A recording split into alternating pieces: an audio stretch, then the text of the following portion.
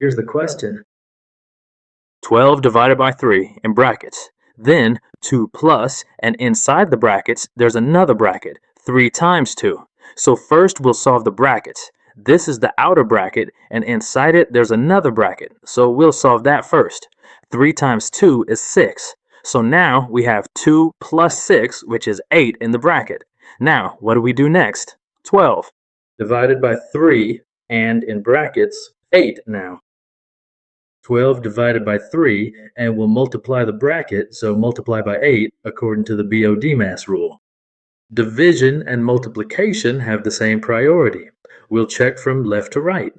When checking from left to right, we solve whichever comes first. Division comes first, then multiplication. So we solve multiplication later, right? 12 divided by 3 and 8. 12 divided by 3 is 4. Let's solve further. 4 times 8 equals 32. This is the correct answer, sir.